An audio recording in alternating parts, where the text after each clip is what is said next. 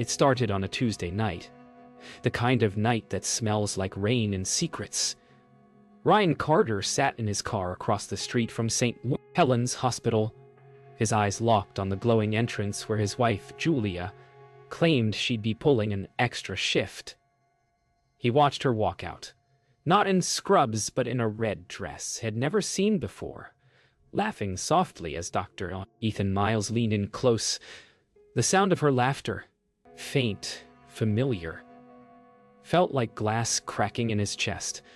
What would you do if love started lying? Ryan's hands trembled as he lifted his phone, the camera flashing for proof he wished didn't exist.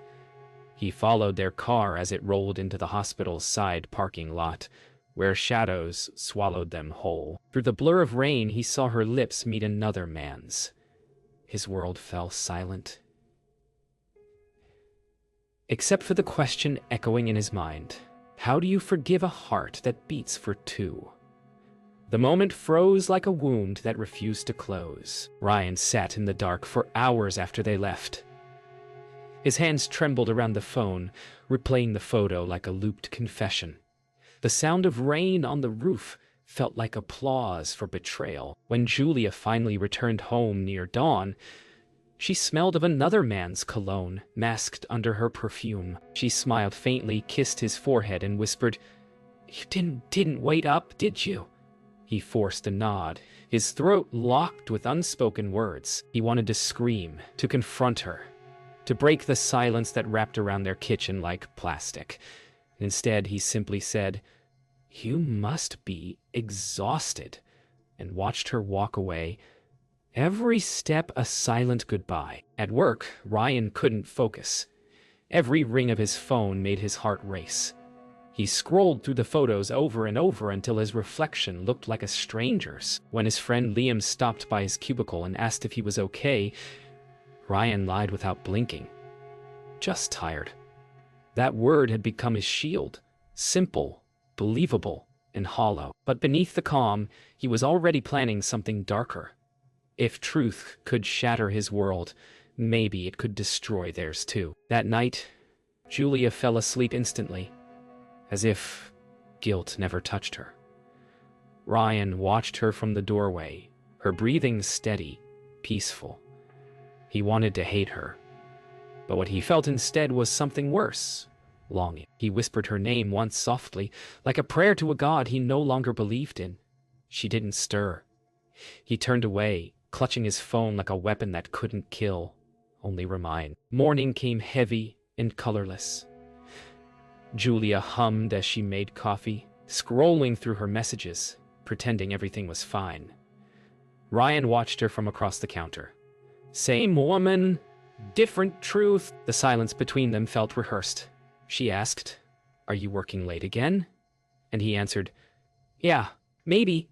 It was the first lie of many I'd soon tell, because from that moment he wasn't just her husband, he was her shadow, and the truth was about to bleed. Ryan's nights turned into silent investigations.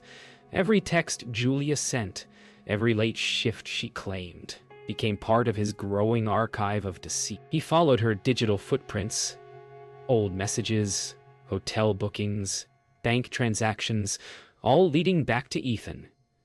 The more he discovered, the less he slept. Revenge started whispering like a second voice inside him, cold and logical. He created a hidden folder labeled Truth, though deep down he knew it wasn't truth he wanted. It was control. Still, one night, while scrolling through her cloud backups, he found a photo that shattered the last illusion. Julia and Ethan together at a beach resort last month, smiling like newlyweds. The timestamp mocked him. It was the weekend she told him she'd been visiting her mother. He started following her, not out of curiosity anymore, but with purpose. One Friday evening, Julia said she had an overnight shift. Ryan parked 2 blocks away from the hospital. Camera read. Hours passed, and she didn't appear. But around midnight, she emerged, not in scrubs, but in a black coat. Hair down, eyes alive with forbidden excitement. She got into Ethan's car. Ryan followed them through empty streets until they reached a luxury apartment downtown. He sat outside for 2 hours, photographing every arrival, every shadow behind the curtains. When the lights finally went off upstairs, he whispered to himself, "Now I have proof." But it didn't feel like victory. It felt like rot. Saturday morning, Julia came home humming the same tune she used to sing when they were newly married. She brought breakfast and smiled like she had just erased him the night before. Ryan played along, calm, pretending ignorance. But later, while she showered, he unlocked her phone using her sleeping fingerprint, an act so small yet so devastatingly intimate. Message threads scrolled before him like confession letters. "I miss you already. Next weekend again. You make me feel alive." His breath hitched. Alive. The words stabbed deeper than any image could. He copied every chat, every photo, every promise not meant for him. A thief stealing his own heartbreak. Days later, Ryan's collection of evidence had grown into something monstrous. A digital graveyard of what used to be love. Dozens of photos, videos, and texts, neatly arranged in folders, each labeled with dates and locations. He didn't know what he'd do with them yet, but the thought of justice made his pulse steady. That evening, he noticed something unexpected. An unfamiliar name in Julia's call log. Emily Miles. He Googled it, and his stomach turned. Ethan was married. His wife was 7 months pregnant. The world tilted again. This time, with the realization that Julia wasn't the only one betraying someone. Now the question wasn't whether to expose them. It was how far to go. That night, Ryan couldn't sleep. He stared at the ceiling, the sound of Julia's breathing beside him like a cruel lullaby. For the first time, he imagined Ethan's wife, Emily, asleep somewhere, trusting, unaware that her life was already shattered. The thought burned in him, purer than hate. Maybe she deserved to know. Maybe truth should be shared, not buried. As Julia turned in her sleep, he whispered, "He's married." She stirred but didn't wake. He closed his eyes, feeling something dark and resolute settle inside him. Revenge wasn't a question anymore. It was a plan. Ryan hadn't slept in 2 days. His mind replayed every lie Julia ever told until it blurred into white noise. He kept staring at a photo of Ethan with a pregnant woman. Emily, the only innocent in their storm. He didn't want to hurt her. He just couldn't stand that she was living in the dark, believing in a man who'd already betrayed her. One night, he typed a message, then deleted it, over and over. His conscience fought his rage until they sounded the same. Outside, rain streaked down the window like tears the sky couldn't hold. "If she knew," he whispered. Maybe it would finally stop hurting. The next morning, Julia made pancakes as if nothing inside their marriage was dying. Ryan watched her move around the kitchen, graceful, practiced, beautifully false. Every gesture looked rehearsed. When she kissed his cheek, he felt nothing, not even anger. Just distance. He asked, "Do you still love me?" She froze mid-smile, then answered too quickly. "Of course I do." The lie was soft, careful, professional. That was the moment he realized. Love hadn't ended in a fight.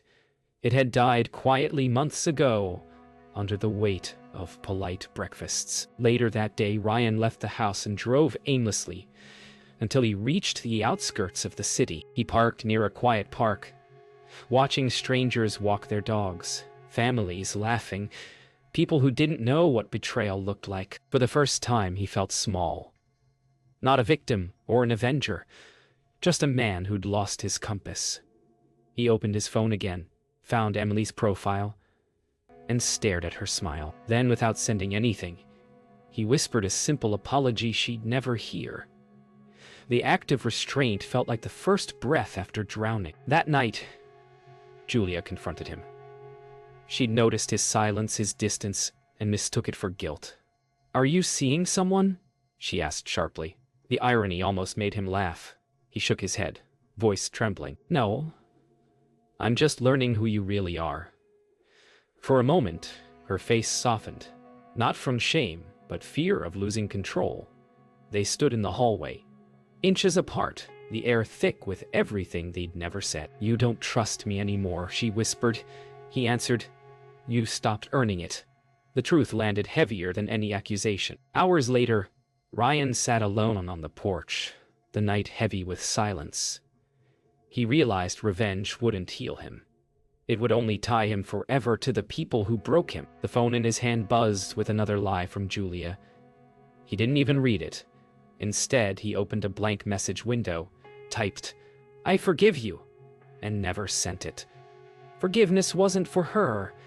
It was for himself. Somewhere in the distance, dawn began to bloom, soft, fragile, like the first sign of peace. The evidence Ryan gathered weighed heavier each day, not as a weapon now, but as truth begging to breathe. He printed only what mattered: schedules, clinic logs, and receipts that proved Ethan's dishonesty as a physician, not as a man. Sitting in his car outside St. Helens, he hesitated with the envelope in his hands. He wasn't doing this for revenge anymore. He wanted boundaries, not blood. When he finally stepped out and walked toward the hospital, rain began to fall again, as if cleansing him of the months of obsession. Justice would speak, but this time without hatred. Inside, Ryan requested a meeting with the internal ethics coordinator. He spoke carefully, hands steady, heart trembling. He shared what he'd found. Only facts, not fury. The official listened, nodded, and took notes without expression. For the first time, Ryan realized truth didn't need his anger to exist. It simply required courage to say it out loud. As he left the office, he felt something new. Weight, yes, but also lightness.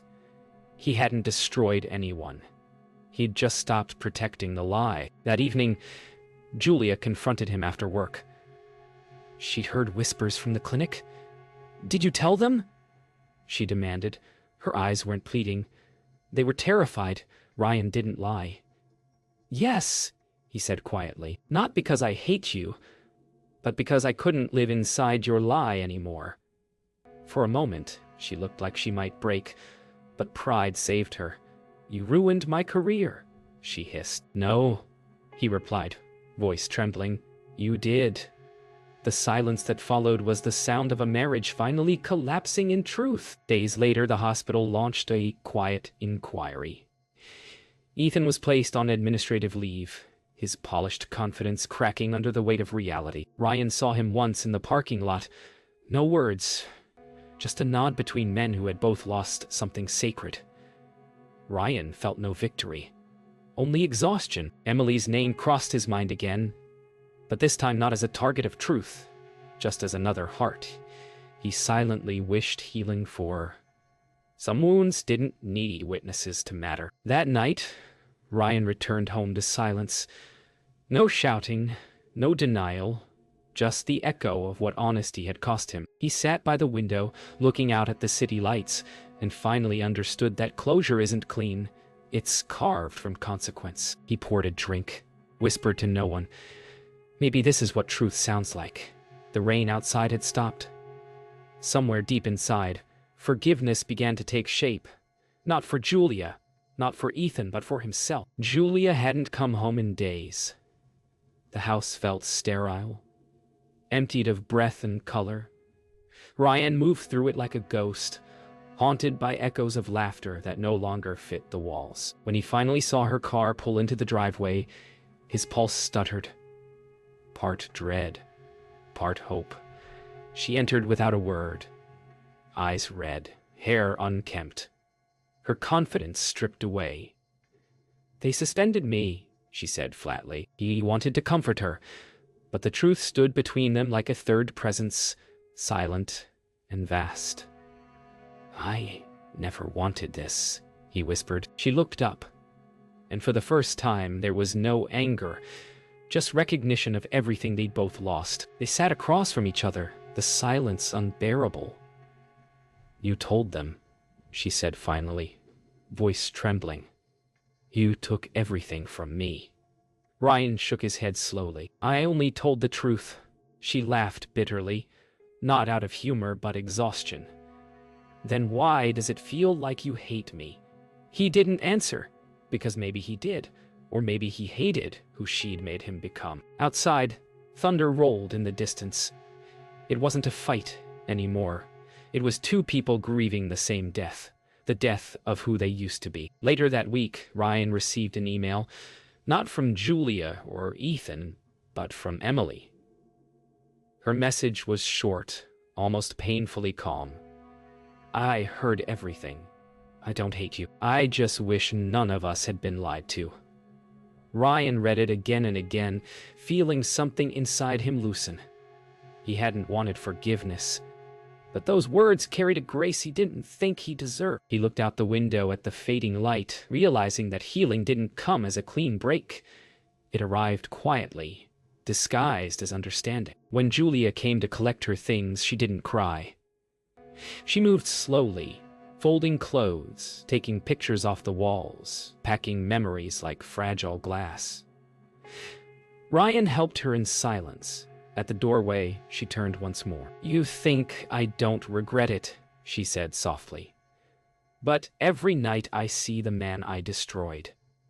And it's not you, it's me. Ryan wanted to respond, but his throat closed. She left before he could. The door clicked shut, gentle, yet final, like the last heartbeat of something that had already died. After she left, Ryan walked through the empty house. Every room still carried her. The faint scent of perfume, a hairbrush on the dresser, a forgotten earring by the sink. He didn't delete her photos this time. He moved them to a folder named Past. It wasn't forgiveness yet, but it was peace in progress. Standing in the doorway, he whispered to the silence, "We tried." Outside, dawn rose again, not as a miracle, but as a quiet reminder that even after the worst storms, light still finds its way through broken glass. Autumn settled over the city like a sigh. Ryan had moved into a small apartment near the river, yet the quiet followed him everywhere. One evening, a message arrived from an unknown number. Can we talk? He knew instantly who it was. For weeks he'd imagined this moment, the collision of the two men orbiting the same mistake. Now it was real. He typed back one word. Yes. Outside, the wind scraped across the balcony railing, carrying the faint smell of rain and something unfinished. They met in a riverside cafe the next afternoon. Ethan looked smaller without his white coat, just a man stripped of titles. For a long moment, neither spoke. Finally, Ethan said, I hurt more people than I can count. Ryan nodded, eyes fixed on the table. You're not the only one. The air between them felt thick with everything unsaid. Apology, blame, and the quiet knowledge that forgiveness might never come. But honesty had to. When Ethan whispered, I lost my license, Ryan answered softly, I lost my home. And for the first time, they understood each other. The conversation turned inward. Why her? Ryan asked quietly. Ethan took a long breath. Because she looked at me like I could fix her. And I needed someone to believe that lie. The confession didn't sting. It clarified. Ryan realized Julia hadn't chosen love. She'd chosen escape, same as Ethan. The silence afterward wasn't hostile. It was human. I don't hate you anymore, Ryan said. I just don't know what any of this was for. Ethan looked out the window and murmured, maybe to remind us we're not better than our mistakes. They walked outside together afterward, silence stretching but not heavy. The river smelled of wet leaves and fading daylight. Ethan stopped near the railing. Do you ever wish you could undo it? He asked. Ryan shook his head. No. I just wish I'd known when to stop caring. A faint smile crossed Ethan's face. Sad. Understanding. They shook hands. No forgiveness spoken. Just mutual exhaustion. As Ryan turned to leave, the wind caught his coat, lifting it slightly, and he realized something had lifted inside him too. That night, Ryan returned home and sat by the river-facing window. The city lights shimmered across the water like quiet applause for survival. He didn't feel victorious or redeemed, just real again. The past no longer screamed, it whispered. He raised a glass of water, not whiskey this time, and said softly to the empty room, "We're all learning how to begin again." Outside, the current moved steadily forward, carrying the reflections of both men into the dark. Months passed. The noise faded, replaced by the soft hum of ordinary life. Ryan moved through each day with a steadier heart, renting a small studio where the mornings arrived unannounced. The scandal that once defined him had melted into rumor. The ache had softened into memory. He'd stopped counting losses and started noticing details again. The smell of coffee, the sound of trains. Healing, he realized, wasn't loud. It was the quiet decision to keep breathing even when no one was watching. One afternoon, the mail brought an envelope with Julia's handwriting. He held it for a long time before opening it. The letter was short. She was rebuilding her life, taking therapy, learning to live without pretending. At the end, she'd written, "I hope you're finally free." Ryan smiled faintly, not from joy but recognition. Freedom wasn't forgetting. It was remembering without pain. He folded the letter and placed it inside an old book they once read together, letting it rest where stories belonged.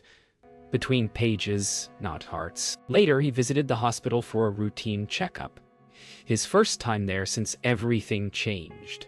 Walking those hallways felt surreal, like moving through an old dream. Nurses nodded politely, unaware of the ghosts following him. As he passed a window overlooking the courtyard, he saw Ethan in the distance, now a volunteer helping elderly patients. Their eyes met for a heartbeat, and both men smiled. A small human acknowledgement that life had continued despite them. That evening, Ryan sat by the river where everything had begun. The water reflected the city's heartbeat, steady, forgiving. He thought about all of them, Julia, Ethan, Emily. None were villains anymore. They were people learning how to heal in their own languages. He whispered a quiet oath to himself. Never to love halfway again, never to confuse silence for peace. Some lessons don't arrive with closure. They arrive with clarity. Back home, Ryan opened his laptop and deleted the last folder named Truth. The screen went black, and for the first time, so did the noise in his head. He exhaled, whispering the words that had carried him through it all. Love isn't surgery. You can't remove pain without cutting the heart. Then he smiled, faintly but real, knowing this was not the end of something broken, but the beginning of someone whole.